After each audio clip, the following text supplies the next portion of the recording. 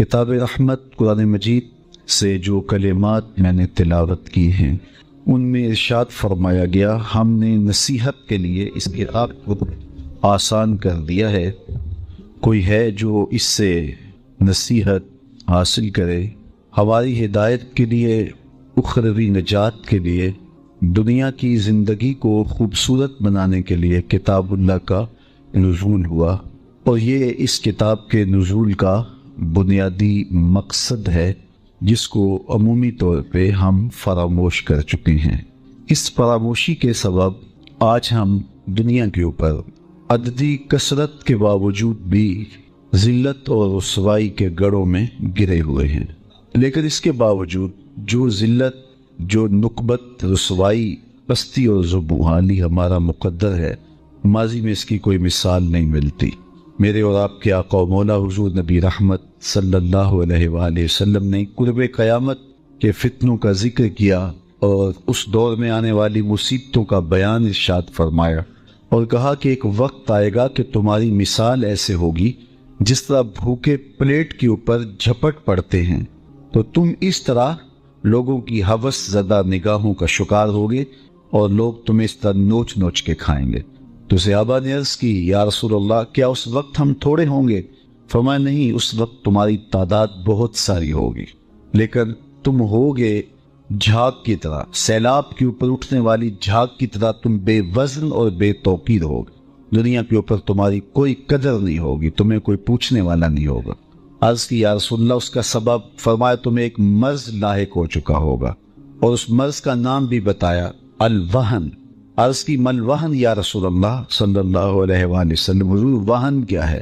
قال حب الدنیا و کراہیت الموت، دنیا کی محبت اور موت کا ڈر، یہ ایسی بیماریاں ہیں جو تمہیں کھا جائیں گی، اور تم وہن میں مبتلا ہو کر کے بے توقیر ہو جاؤ گے، اور بے توقیری کی زندگی تمہارا شعار ہوگا۔ آج یہ ہمارا حال ہے اور یہ ہماری صورتحال ہے جس سے ہم گزر رہے ہیں۔ تو میرے حضور علیہ السلام نے دور موجود کے اندر ہم جہاں جس نہج پہ پہنچے ہیں اس کی نشاندہی بھی کرائی، اور پھر یہ بھی بتایا کہ اس کا سبب وہن کا مرض ہوگا، اور وہن کا مرض ہے کیا وہ بھی بتایا، دنیا کی محبت اور کراہیت موت۔ آج دنیا کی محبت رچ بس گئی ہے، ہر شخص بظاہر تو یہ کہتا ہے کہ بچوں کا پیٹ پالنے کے لیے یہ دن رات کوشاں ہوں، جبکہ پیٹ کا اتنا لمبا چوڑا تقاضا تو نہیں ہے۔ دنیا کی محبت نے توڑ کے رکھ دیا، ہم قدریں پامال کر چکے ہیں، ہماری زندگی بے ترتیب ہو کے رہ گئی ہے، مقصد حیات سے غافل ہو گئے ہیں، دو دنی چار کے چکر میں جو جہاں بھی ہے وہاں مطمئن ہی نہیں ہے۔ راتوں رات امیر ہو جاؤ، اس کے لیے کوئی قدر کا پامال کرنی پڑے، کسی کا خون نچوڑنا پڑے، کسی پر ظلم، جور اور جبر کا بازار گرم کرنا پڑے، لیکن مجھے دولت مند ہونا چاہیے، تو حب دنیا برباد کر کے رکھ دیتی ہے، اور آج یہ ہمارے اندر کوٹ کوٹ کے بھری ہے، خواہشات کے جہاں آباد ہیں، اور ہم بس اسی چکر میں دن رات گزارا کر رہے ہیں، اور ایک دوسرے سے آگے بڑھنے کی اس دوڑ میں ہی ہم قدریں پامال کر چکے ہیں۔ ہمیں اپنے آپ کے لیے بھی وقت نہیں ہے کہ ہم سوچیں کہ ہم اس دنیا پہ بیٹھ نہیں رہنا، جتنا بھی کما لیں گے چھوڑ کے چلے جانا ہے۔ کفن ہی ایک ایسا لباس ہے جس پر جیب نہیں ہے، باقی جس طرح کے بھی آپ لباس پہنتے ہیں کئی کئی جیبیں لگی ہوتی ہیں، لیکن اس لباس میں کوئی جیب نہیں ہے۔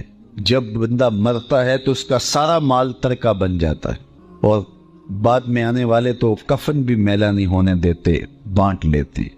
وہ تو ایک گھر رات رکھنے کو تیار نہیں ہوتے، وہ تو لباس بھی پھاڑ کے اتارتے ہیں۔ میاں صاحب بولے، جاندی واری ڈرونا بنے ہو تے ہاتھ نہ لاندے ڈر دے، جنہ لئی تو پاپ کمائے اج کتھے نہیں تیرے کر دے۔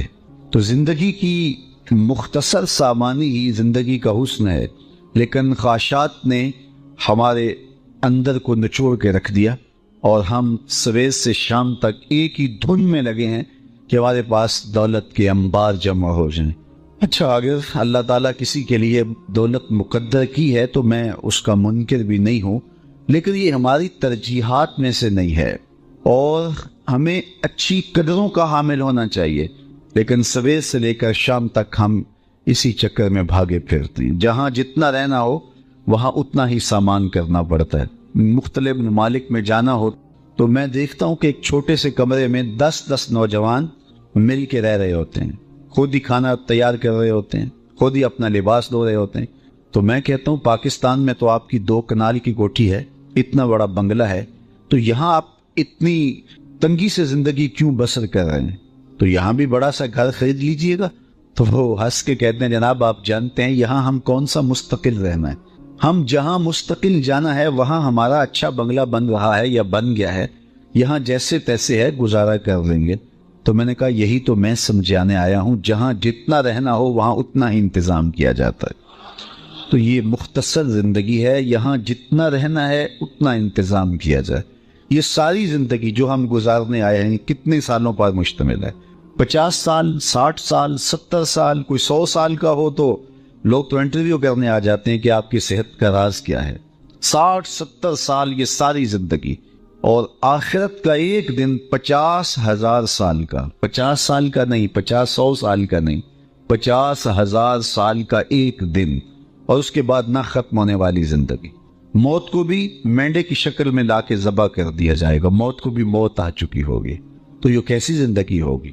تو اصل زندگی یہ زندگی ہے۔ اسی لیے خندق کوتے صحابہ کو جب دیکھا ان پر پیار آیا تو یہی کہا اے اللہ زندگی تو آخرت کی زندگی ہے، میرے انصار کو بھی بخش دے، میرے مہاجروں کو بھی بخش دے۔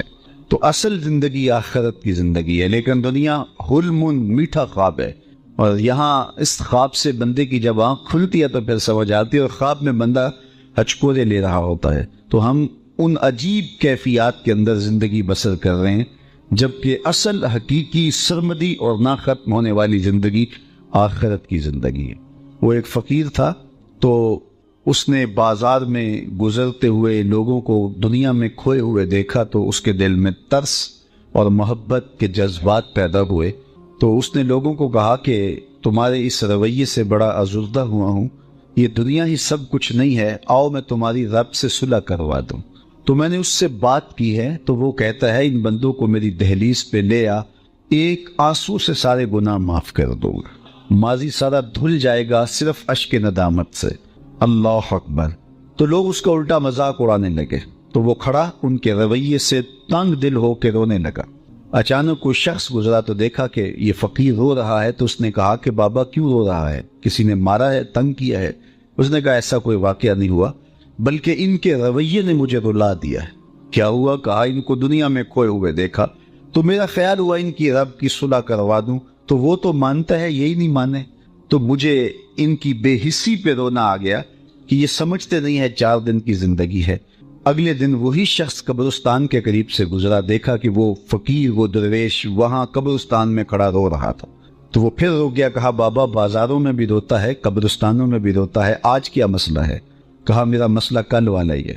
کہا کیا مطلب؟ کہا کل بازار والوں کے قریب سے گزرا تو میرا خیال ہوا کہ ان کی رب کی صلح کروا دوں، تو وہ تو مانتا تھا، وہی نہیں مانے، اور ان سے مایوس ہو گیا تو آج ادھر نکل آیا، تو آج میرا خیال ہوا ان قبرستان والوں کی رب کی صلح کروا دو۔ تو اس نے کہا آج کیا بنا؟ کہا آج یہ مانتے ہیں، وہ نہیں مانتا، آج اس کی رحمتیں برسنے کے لیے آمادہ ہیں، وقت آج میرے پاس بھی ہے، آپ کے پاس بھی، کل یہ سب کچھ نہیں ہوگا، ہاتھ سے نکل چکا ہوگا، آنکھیں جب بند ہوں گی تب آنکھیں کھلیں گی، لیکن پھر کیا فائدہ؟ آج تو اس کی رحمتیں آواز دے رہی، یا ایھا الانسان ما غرک بربک الکریم۔ مجھے بتاؤ کوئی یوں بھی محبت سے پکارتا ہے باغیوں کو، سرکشوں کو؟ کبھی آپ نے مجرم کا پولیس کو تعاقب کرتے دیکھا ہوگا، سرکش شاگرد کے پیچھے استاد کو دوڑتے دیکھا ہوگا، نالائق بیٹوں کی مرمت باپ کو کرتے دیکھا ہوگا، لیکن پیار کا یہ روپ بھی کبھی دیکھا کہ جو اس کے حکموں کو توڑ کے جا رہا ہے، سرکش ہے، متمرد ہے، اس کے حکام سے منہ پھیر کے بغاوت کر کے جا رہا ہے، اس کو اس کی رحمتیں آواز دے رہی ہیں، یا ایھا الانسان، او بھاگنے والے انسان، ما غرک بربک الکریم، آجا پلٹ کے، تیرا رب بڑا ہی کریم ہے۔ میں کہتا ہوں ساری دنیا کے شہد نچوڑ دیے جائے، اتنی مٹھاس نہ ہو جتنی لفظوں کے اندر مٹھاس رکھتی گئی ہے۔ باغی اور سرکش کو آوازیں دی جا رہی ہیں، او بھاگنے والے آجا پلٹ کے، تیرا رب بڑا ہی کریم ہے۔ اللہ اکبر۔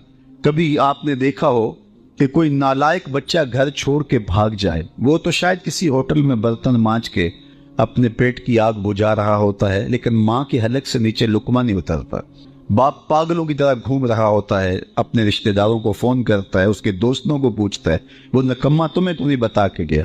اخبارات میں، ٹیلی ویژن پہ اشتہار چھپتے ہیں کہ اس طرح کا اس کا حلیہ ہے، وضع قطع ایسی ہے، اٹھنے بیٹھنے کا سٹائل یہ ہے، بولنے کہنے کا انداز یہ ہے، اتنی عمر ہے، قد کاٹ ایسا ہے، اتنے دنوں سے میرا بیٹا گھر سے گم ہے، اگر کسی کو ملے تو اس نمبر پہ اطلاع کرے، اتنا انعام دیں گے۔ نیچے لکھا ہوتا ہے نوٹ، اگر وہ خود پڑھے تو واپس آ جائے، اسے کچھ نہیں کہا جائے گا۔ اور جب بھی کبھی میں اس قبیل کا اشتہار دیکھتا ہوں تو میری نظر اٹھ کے اس آیت پہ آتی ہے۔ مالک بھی کہہ رہا ہے، او بھاگنے والے انسان، ما غرک بربک الکریم، آجا پلٹ کے، تیرا رب کریم ہے، کچھ نہیں کہے گا۔ اللہ اکبر، تیرے سارے گناہ معاف کر دے، آنا تو نے ہے ہی، پھر جو کفن میں منہ چھپا چھپا کے آتا پھرے گا، پھر جو لوگ تجھے کندھوں پہ اٹھا کے لائیں گے، اچھا نہیں ہے اپنے قدموں سے خود ہی چل کے آ جا، کھلے منہ آ جا، اس کی رحمتیں تیرا استقبال کرنے کے لیے آمادہ ہیں۔ ما غرک بربک الکریم، آگے دیکھیے، الذی خلقک کا، وہ دیکھ تیرا خالق لگتا ہے، رشتہ کتنا گوڑا ہے۔ ماں کا اور بیٹے کا جو رشتہ ہے، مجھے بتاؤ دنیا کے کسی ترازو پہ ماں کے پیار کو تولا جا سکتا ہے؟ صبح سے شام تک میں سڑکوں پہ رہتا ہوں، بلکہ میں ایک دن سیالکوٹ سے آ رہا تھا تو راستے میں کسی ملنگ نے جھونپڑی لگائی تھی تو اس کے اوپر لکھا تھا سڑکوں والی سرکار۔ تو میں نے اپنے ساتھیوں کو کہا یہ تو کنارے والی سرکار ہے، سڑکوں والی سرکار تو ہم ہیں، کہ صبح سے لے کر شام تک سڑکوں پہ رہتے ہیں، کبھی عرش پر، کبھی فرش پر، کبھی ان کے در، کبھی در بدر، غم عاش کی طرح شکریہ میں کہاں کہاں سے گزر گیا۔ تو آپ سڑکوں کے کنارے دیکھتے ہیں کہ بڑے بڑے ہیوی ترازو کنڈے نصب کر دیے گئے ہیں، پورا کنٹینر تول لیا جاتا ہے۔ تو میں اپنے دوستوں کو کہتا ہوں، آج تک ایسا کنٹینر دریافت، ایسا ترازو دریافت ہی نہیں ہوا جس پر ماں کے پیار کو بھی تولا جا سکے۔ اس کے سینے میں اولاد کے لیے تڑپتی ہوئی ممتا، محبت کا آباد جہاں، نعم البدل تو دور کی بات ہے، اس کا بدل بھی موجود نہیں۔ اللہ نے اس کے لہجے میں درد، درک، محبت، چاشنی، مٹھاس، کھنڈ اور شہد رکھ دیا کہ ماں کے پیار کا کوئی جواب ہی نہیں ہے۔ ایک شاعر ہوا ہے تابش، اس نے ماں کے پیار کو کتنے خوبصورت پیرائے میں بیان کیا۔ ایک مدت سے میری ماں نہیں سوئی تابش، میں نے ایک بار کہا تھا مجھے ڈر لگتا ہے، ایک بار میں نے کہا تھا مجھے رات کو ڈر لگتا ہے، میری ماں اب بھی نہیں سوتی، میرے لال کو کہیں ڈر نہ لگ رہا۔ تو یہ ماں کا اولاد کے ساتھ پیار ہے، اولاد کے دکھ جھیل لیتی ہے، اولاد کو سکھ پہنچانے کے لیے خود دکھ برداشت کرتی ہے۔ کسی کے گھر کے برتن بھی مانجنے پڑے تو ماں اس سے بھی گریز نہیں کرتی۔ شہر میں آ کر پڑھنے والوں بھول گئے ہو کس کی ماں نے کتنا زیور بیچا ہے، مائیں اولاد سے اتنا پیار کیوں کرتی ہیں؟ تو اس کا ایک ہی جواب آپ دیں گے کہ ماں نے اولاد کو جنم دیا ہے، بس یہی۔ اگر آپ اچھی طرح سے اس پہ غور کریں جو کہنے جا رہا ہوں تو میں سمجھوں گا کہ میرے آنے کی قیمت طے ہو گئی اور آپ کے آنے کا مقصد پورا ہو گیا۔ ماں اولاد سے اتنی محبت اس لیے کرتی ہے کہ ماں نے اولاد کو جنم دیا ہے، جس نے جنم دیا ہے وہ اتنا پیار کرتی ہے تو جس نے خلق کیا ہے وہ کتنا پیار کرتا ہوگا۔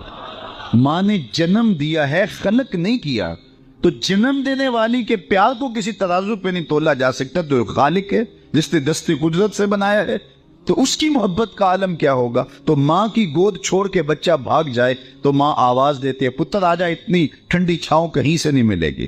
اور مالک کی دہلیز چھوڑ کے جب بندہ بھاگتا ہے تو مالک کی رحمتیں آواز دیتی ہیں، یا ایھا الانسان ما غرک بربک الکریم، او بھاگنے والے آجا پلٹ کے، میں تیرا رب بھی ہوں اور کریم بھی ہوں۔ الذی خلقک، میں تیرا خالق بھی لگتا ہوں، دیکھ میرا تیرا رشتہ کتنا گوڑا ہے۔ الذی خلقک فسواک فعدلک فی ای صورت ما شاء رکبک، تجھے توازن بخشا، تجھے حسن دیا، تجھے جوانی دی، تیرے اعضاء کو اعتدال دیا، تیری آنکھوں کو چمک دی، تجھے بولتی زبان دی، سوچنے والا دماغ دیا، تجھے اعضاء بدنیاں دیے، تیرے لیے گونا گونا نعمتیں رکھی۔ تو مالک کی دہلیز چھوڑ کے بھاگ رہا ہے، آجا کل تو نے آنا ہی ہے، آج وقت ہے۔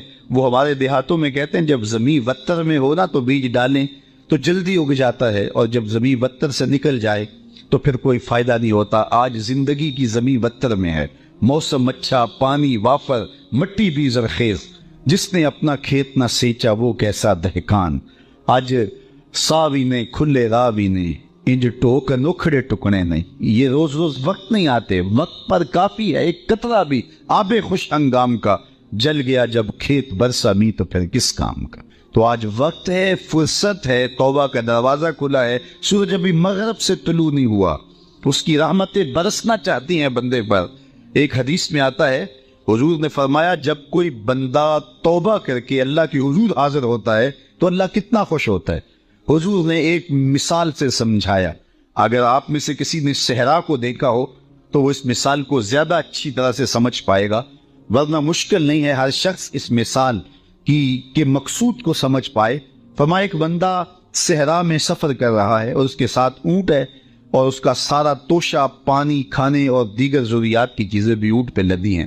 راستے میں دوپہر کاٹنے کے لیے اونٹ کو باندھ کر کے درخت کی شاخ یا جڑ کے ساتھ خود وہ لیٹ جاتا ہے کہ میں دوپہر سستا لوں، سو لوں۔ اچانک اس کی آنکھ کھلتی ہے تو کیا دیکھتا ہے کہ اونٹ نہیں ہے۔ تو صحرائی سفر میں اونٹ کا گم ہو جانا، جس پہ توشہ بھی ہو، پانی بھی ہو، تو زندگی کا جو ہے وہ روٹ جانا ہے۔ تو وہ دائیں بائیں بھاگا کہ میں اونٹ کو تلاش کروں، لیکن تاحد نظر اونٹ دکھائی نہیں دیا اور آبادی بھی نہیں ہے۔ وہ تھک ہار کے دوبارہ اسی درخت کے نیچے آ جاتا ہے اور موت کا منتظر ہو کے بیٹھ جاتا ہے ٹیک لگا کے کہ ابھی موت آئی۔ اب ظاہر ہے اونٹ چلا گیا، سامان بھی اس کے اوپر تھا، تو زندگی چلی گئی۔ تو وہ موت کا منتظر ہو کے اسی درخت کے تنے کے ساتھ ٹیک لگا کے جو ہے وہ بیٹھ جاتا ہے۔ اچانک اس کی آنکھ لگ جاتی ہے۔ تھوڑی دیر کے بعد پھر آنکھ کھلتی ہے تو کیا دیکھتا ہے کہ وہ اونٹ جو اس کا گما تھا ماں ساز و سامان کے اس کے پاس کھڑا ہے۔ تو اونٹ کیا ملا؟ زندگی مل گئی۔ تو وہ وفور محبت میں، وفور شوق میں وہ کیا بولتا ہے؟ اللہم انت عبدی و انا ربک، اے اللہ تو میرا بندہ اور میں تیرا رب۔ کہنا تو یہ تھا کہ تو میرا رب اور میں تیرا بندہ، لیکن اس کو خوشی ہی اتنی ہوئی کہ مسرتوں کے ہجوم میں درک گیا۔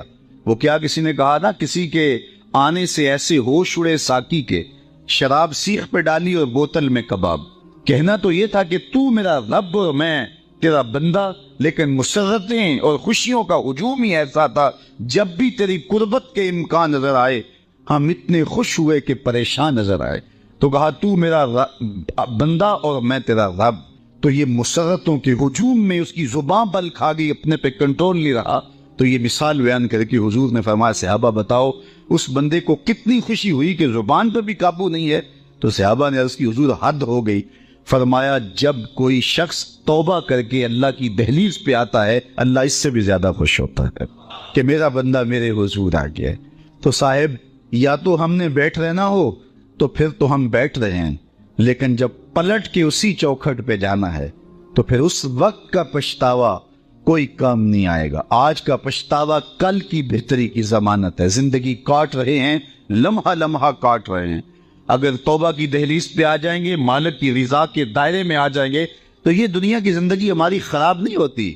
ہم کاروبار دنیا چھوڑ کے نہیں بیٹھ جائیں گے، یہ دنیا پہلے سے بہتر اور خوبصورت گزرے گی، یہ عبادت کے نور سے مزین ہو جائے گی، صحت بھی اچھی ہو جائے گی، زندگی کا حسن بھی دوبالا ہو جائے گا، باطن میں طمانیت، نور اور روشنی بھی آ جائے گی اور آخرت بھی سنور جائے گی۔ آغاز ہوا شہر مکہ کی قسم سے، قسم ہے مجھے اس شہر کی، پھر وجہ قسم بھی بیان کی، وَأَنْتَ حِلٌّ بِهَذَا الْبَلَدِ، مجھے اس شہر کی قسم اس لیے کہ محبوب اس شہر میں تو جو بستا ہے، تیرا بسیرا ہے اس شہر میں، اس شہر کی گلیوں نے تیرے قدم چومے ہیں اور تیرے انفاس کی مہک اس کی فضاؤں میں بسی ہے، اس لیے مجھے قسم کہ یہاں تم رہتے ہو۔ اللہ اکبر۔ علماء کے مابین اس بات پر اختلاف ہے کہ مکہ المکرمہ افضل ہے یا مدینہ النبی صلی اللہ علیہ وآلہ وسلم افضل ہے۔ ایک علمی اختلاف ہے، بعض نے کہا مکہ المکرمہ افضل ہے، دلائل دیے، بڑا وزن ہے دلائل میں۔ بعض نے کہا مدینہ تو رسول صلی اللہ علیہ وآلہ وسلم افضل ہے، دلائل دیے، بڑا زور ہے دلائل میں۔ لیکن شیخ عبدالحق محدث دہلوی علیہ رحمہ اسی آیت سے روشنی لے کر کے لکھتے ہیں کہ جب حضور مکے میں تھے تو مکہ افضل تھا، جب مدینے آ گئے تو مدینہ افضل ہو گیا۔ جدھر جدھر سے وہ گزرتے گئے مجد و شرف بھی پیچھے پیچھے رہا۔ چند لمحوں کے لیے ٹھہرے تھے تم جس پیڑ کے نیچے، نشور وحدی کا لہجہ دیکھیے کتنا دل آویز ہے۔ چند لمحوں کے لیے ٹھہرے تھے تم جس پیڑ کے نیچے، سنا ہے آج تک اس پیڑ کا سایہ مہکتا ہے۔ تو مکے میں ہیں تو مکہ افضل، مدینے میں ہیں تو مدینہ افضل۔ تو شرف ان کے وجود مسعود سے ہے، وہ جدھر جدھر سے گزرتے جائیں گے وہاں ہی نور پھیلتا چلا جائے گا۔ اور پیر نصیر الدین علیہ رحمہ کا لہجہ یہاں کتنا خوبصورت دکھائی دیتا ہے۔ ایک بار وہ جدھر سے گزرے ہیں نصیر، ایک بار وہ جدھر سے گزرے ہیں نصیر، بار بار ادھر سے بہار گزری ہے۔ تو کہا کہ قسم ہے مجھے اس شہر کی، یعنی شہر مکہ کی۔ کیوں اس شہر کی قسم؟ وَأَنْتَ حِلٌّ بِهَذَا الْبَلَدِ، کہ محبوب اس شہر میں تمہارا قیام ہے، اس شہر میں تمہاری رہائش ہے، تمہاری انفاس کی مہک ہے اس شہر کی فضاؤں میں، اور تمہارے قدموں کو چھوا ہے اس شہر کی گلیوں میں، اس لیے قسم کہ یہاں آپ رہتے ہو۔ وَوَالِدٍ وَمَا وَلَدَ، اور قسم ہے باپ کی، اور قسم ہے جو اس کی اولاد ہے۔ والد سے مراد کیا ہے اور ما ولد سے مراد کیا ہے؟ تو اس کے بارے میں ایک قول یہ ہے کہ والد سے مراد حضرت ابراہیم علیہ السلام، اور ما ولد سے مراد حضور علیہ السلام جو ان کے فرزند ہیں۔ ایک قول کہ والد سے مراد حضرت آدم علیہ السلام ہے، اور ما ولد سے مراد ان کی ساری ذریت اور نسل ہے۔ تیسرا قول کہ والد سے مراد حضور علیہ السلام ہے، اور ما ولد سے مراد حضور علیہ السلام کی ساری امت، حضور علیہ السلام کی ساری آل اطرت، حضور کے اصحاب۔ لیکن علماء نے پہلے قول کو ترجیح دی کہ مکہ المکرمہ کی قسم کی گئی تو پھر مناسبت بنتی ہے کہ حضرت ابراہیم کا ذکر بھی ہو، تو اس لیے والد سے مراد حضرت ابراہیم ہے، اور ما ولد سے مراد حضور علیہ السلام کی ذات ستودہ صفات۔ تو تین چیزیں ہوئی جن کی قسم کی گئی۔ سب سے پہلے شہر مکہ کی قسم کی گئی، پھر حضرت ابراہیم علیہ السلام کی قسم کی گئی، اس کے بعد حضور علیہ السلام کے مبارک وجود کی قسم کی گئی۔ تین قسمیں کر کے کہا کیا گیا، چونکہ جو خالی ذہن شخص ہو، جب اس کو کوئی بات بیان کی جائے تو قسم سے آغاز نہیں کیا جاتا۔ متردد ذہن کو کوئی بات کرنی ہو تو قسم سے آغاز کیا جاتا ہے، یا پھر آپ جس مضمون کو بیان کرنے جا رہے ہیں وہ اتنا اہم ہے کہ اس کی اہمیت کو اجاگر کرنے کے لیے آپ کو قسم کرنا پڑتی ہے۔ تو یہ جو ماں بات کا مضمون ہے جس کو میرے رب نے بیان کیا، اس سے قبل ایک نہیں، دو نہیں، تین قسمیں کی، تو پھر کان تو کھڑے ہو گئے، سماعتیں تو بچ گئی کہ وہ کون سی شے ہے جس کو بیان کرنا مقصود ہے، اور اس سے قبل قسم پہ قسم کی جا رہی ہے۔ قسم محبوب شہر مکہ کی، قسم محبوب تیرے والد بزرگوار حضرت ابراہیم علیہ السلام کی، اور قسم تیرے پاکیزہ وجود کی۔ اب انسان بالکل سماعتیں بچھا کے منتظر ہے کہ قسم کی کس بات کی جا رہی ہے، کس بات پہ قسمیں ہو رہی ہیں۔ تو جواب آیا، قسم محبوب شہر مکہ کی جس میں آپ رہتے ہو، قسم آپ کے والد بزرگوار حضرت ابراہیم علیہ السلام کی، اور قسم آپ کے پاکیزہ وجود کی۔ لقد خلقنا الانسان فی کبد، ہم نے انسان کو مشقتوں میں رہتا پیدا کیا ہے، یعنی انسان کی زندگی کے اندر مشقتیں، مشکلیں، آلام، مصائب، حالات کی تلخیاں، سخت مراحل، یہ اس کی زندگی کا حصہ ہے، اور ہم نے اس کو ڈیزائن اس طرح کیا ہے کہ یہ ان ساری مشکلات سے نہ بردآزما ہوگا، اور حالات کی تلخیوں کا مقابلہ کرے گا، اور خیر و شر کے ساتھ ساری زندگی اس کا تعلق رہے گا۔ تو یہ اگر سخت جان ہوا تو زندگی میں کامیاب اور بامراد ہوا، اور اگر یہ کمزور ہوا تو پیچھے رہ جائے گا۔ اور اس کے لیے جو قسمیں کی ہیں وہ تین ہیں۔ قسم کا اور جواب قسم کا تعلق ہوتا ہے، یعنی جس پہ قسم کی جا رہی ہے تو جو قسم کی جا رہی ہے اس کا کوئی آپس میں تعلق ہوگا۔ جب پھولوں کا ذکر کریں گے تو پھر اس کے متعلقات ہی بات میں بیان کریں گے۔ کسی نے کہا تھا جنگل میں کوئی مے خار مرا ہے، جنگل میں کوئی مے خار مرا ہے، اسے انگور کے پتوں کا کفن دو۔ میاں جنگل میں مرنے والے شخص کو کسی اور درخت کے پتوں کا بھی تو کفن دیا جا سکتا ہے، لیکن صاحب مرنے والا مے خار ہے، اور شراب کشید کی جاتی ہے انگور سے، تو اس کو تو ٹھنڈ تب بھی پڑے گی کہ انگور کے پتوں کا کفن دیا جائے، تو مناسبات ہوتی ہے۔ تو اب جب قسم کی گئی تو قسم تین چیزوں کی گئی، اور اس کی جواب قسم سے مناسبت کیا بنتی تھی؟ انسان کو مشقتوں میں رہتا پیدا کیا گیا، حالات کی تلخیوں سے گزرتا ہے، سخت تربیتی مراحل سے اس کو گزرنا پڑتا ہے۔ تو اس چیز کو بیان کرنے سے قبل 3 قسمیں کی گئی۔ پہلی قسم میرے حضور کے پاکیزہ شہر کی، مکہ المکرمہ کی، اس لیے کہ مکہ المکرمہ میں دیکھ لیجئے کہ صحابہ اور حضور کے ماننے والوں نے کیسے تلخ زندگی کاٹی۔ شجر اسلام ثمر بار ہوا تو ہمیں تو یہ کھلے ہوئے پھول دکھائی دیتے ہیں، لیکن ہم نہیں بھول سکتے کہ بلال حبشی کی پیٹھ پہ کیسے کوڑے برسے اور آہد آہد کیسے پکارتے رہے۔ تو ہم اس منظر کو دیکھیں، مکہ کے ان حالات کو دیکھیں، تو اس لیے قسم کی مکے کی، اور پھر حضرت ابراہیم علیہ السلام کی قسم کی، چونکہ حضرت ابراہیم نے جس قدر اذیتوں سے گزر کر کے، مصائب آلام کا سامنا کر کے، حالات کی تلخیوں کا مقابلہ کر کے اپنا راستہ بنایا اور اپنے رب کی رضا پائی، وہ تاریخ کا ایک انوکھا باب۔ اس سے بڑھ کر کیا ہوگا کہ جلتی ہوئی آگ میں چھلانگ لگا دی رب کے حکم کی تعمیل میں، بیٹے کی گردن پہ چھری رکھ دی۔ یہ تماشا لب بام نہیں تھا، منا کی وادی میں وہ انوکھا واقعہ رقم ہوا کہ آج بھی تاریخ انگشت بدندہ ہے کیا ایک باپ، اور وہ اس بیٹے کو ذبح کرنے کے لیے آمادہ ہو گیا جو اس کی آنکھوں کا نور ہے اور دل کا قرار ہے، رب سے مانگ مانگ کے لیا، لیکن تعمیل ارشاد میں اس بیٹے کی گردن پہ چھری رکھنے کے لیے باپ تیار ہو جاتا ہے اور اس کو ذبح کرنے کے لیے آمادہ ہو جاتا ہے، حتیٰ کہ بیٹے کو لٹا لیتا ہے اور ہاتھ میں چھری پکڑ کے بیٹے کی گردن پہ رکھ کے پوری ہمت کے ساتھ جب چھری چلاتا ہے تو آواز آتی ہے فلما اسلما وتلہ للجبین ونادیناہ ان یا ابراہیم قد صدقت الرؤیا انا کذالک نجزی المحسنین۔ ابراہیم بس کرو، تم نے واقعی خواب پورا کر دکھایا۔ اپنی بیوی کو، اپنے نو مولود بچے کو وادی غیر ذی زرع میں چھوڑ آنا، جہاں کچھ بھی میسر نہیں تھا، یہاں آپ کو آپ کے ماں باپ چھوڑ کے جاتے ہیں، ایک خوبصورت آسودہ ماحول ہے، اور آپ کو جس مقصد کے لیے چھوڑ کے جا رہے ہیں تو وہ مقصد بھی آپ کے اور ان کے پیش نظر ہے، لیکن اس کے باوجود بھی جو ہے وہ آنکھیں نم ہو جاتی ہوں گی کہ ہم اپنی اولاد کو یہاں چھوڑ کے جا رہے ہیں، جبکہ ایک محفوظ پناہ گاہ میں آپ کو چھوڑ کے گئے۔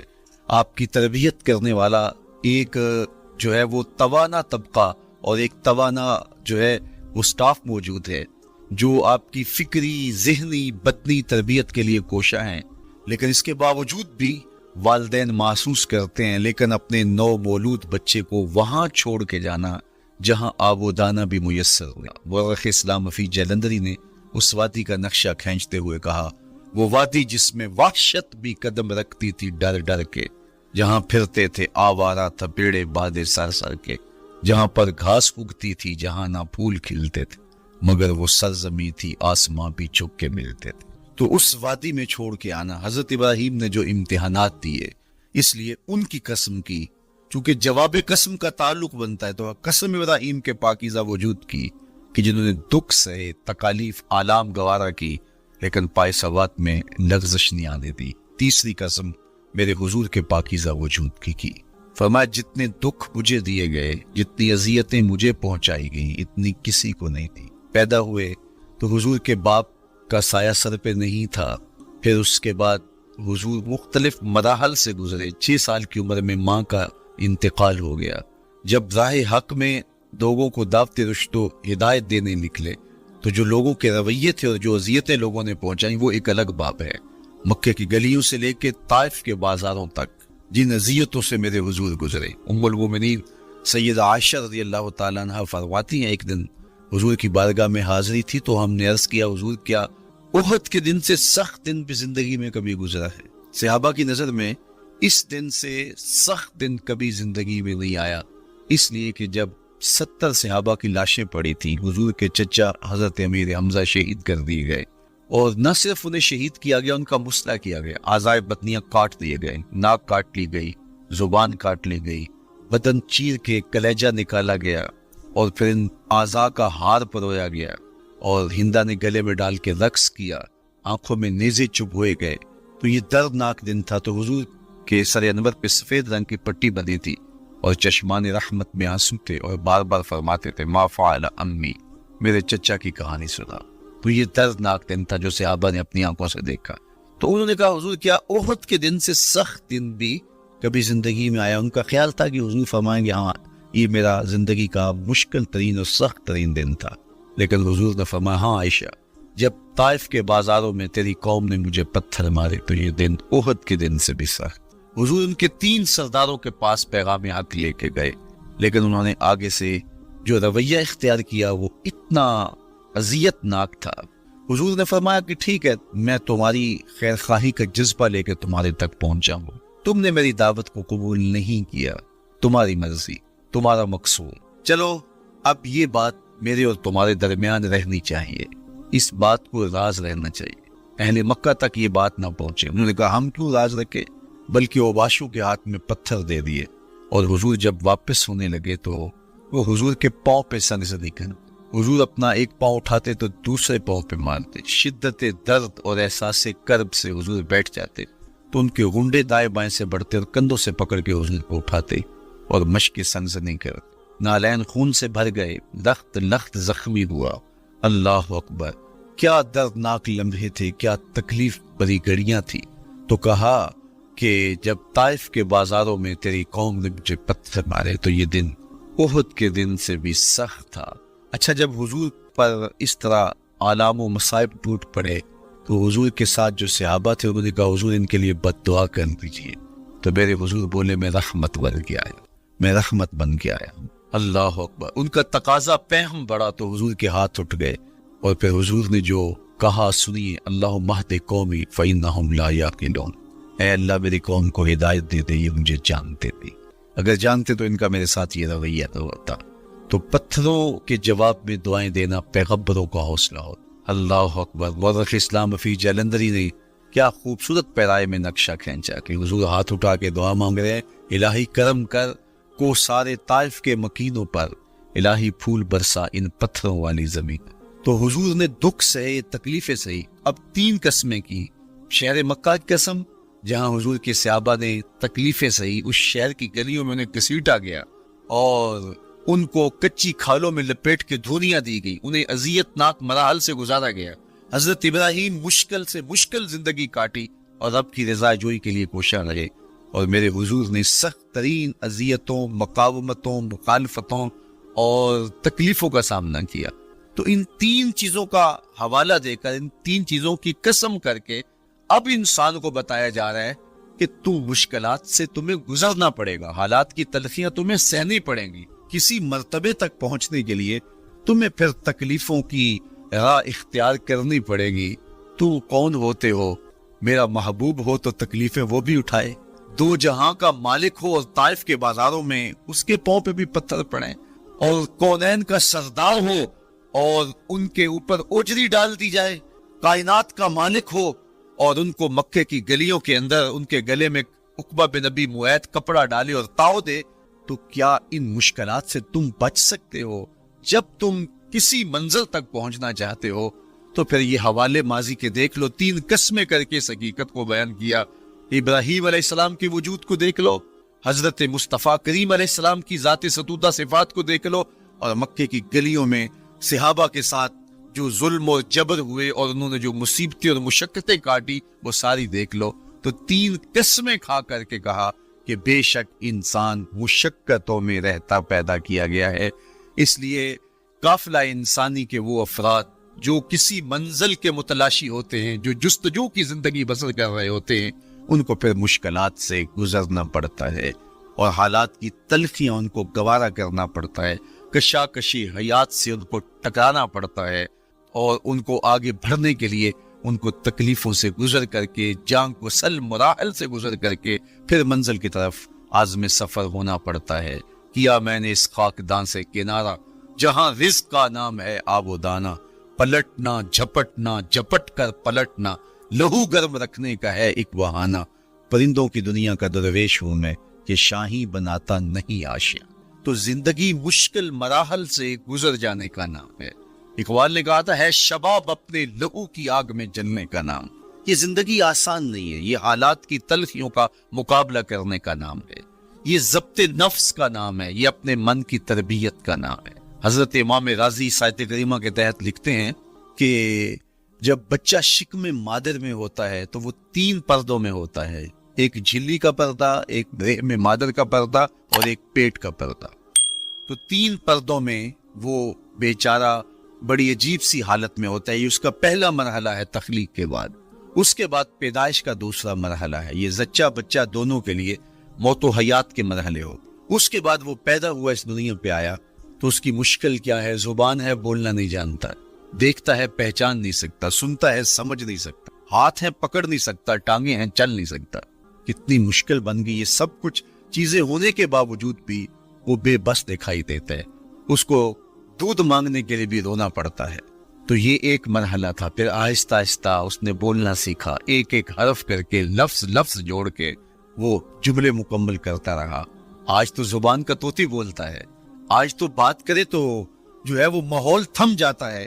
لیکن انسان ذرا پلٹ کے عام آغوش مادر میں تیری ماں نے ایک ایک حرف تجھے سکھایا تھا, ایک ایک لفظ تجھے سکھایا تھا, لفظ کر کے حرف کر کے جملے بنے. اور آج تیری گفتار کی شوخی کے تذکرے زمانے میں ہیں تو پھر تجھے بولنا سکھایا. تو چل نہیں سکتا تھا, آج تیری جو ہے وہ چولانیاں دیکھنے والی ہیں, تیری رفتار کو کوئی چھو نہیں سکتا ہے. تیری آنکھوں کی بجلیاں آج عقابوں سے بڑھ کر ہیں. آج تیرے کانوں کے اندر نغموں کا جہاں آباد ہے. آج تیرے ہاتھوں کی گرفت کہ آگے شیر غراں بھی ہو تو وہ بھی بے بس ہو جاتا ہے. لیکن دیکھ تو کتنا مجبور تھا. اچھا چلو وہاں سے آگے آئے, پھر زندگی کو سیکھنا پڑتا ہے, آداب سیکھنے پڑتے ہیں, کس سے کیا بات کرنی ہے سیکھنا پڑتا ہے. آگے بڑھے, جوانی کی دہلیز پہ پہنچے. جوانی انسان کی زندگی کا باقپن ہوتا ہے, عروج ہوتا ہے. اللہ اکبر. لیکن جوانی کو تقدس معاب رکھ کے منزل تک پہنچانا یہ سب سے مشکل مرحلہ ہو, چونکہ جذبات بے قابو ہے, خواہشیں آوارہ ہیں, اور تا حد نظر نظارے ہی نظارے جو دل کو کھینچتے ہیں. اب اپنے تقدس کو جو شخص محفوظ رکھے, کائنات میں سب سے قیمتی جوہر حضرت انسان کا اس کی عصمت کا جوہر, اور سب سے حسین چہرہ وہ ہے جو جنسی کالک سے اپنے آپ کو بچا لے.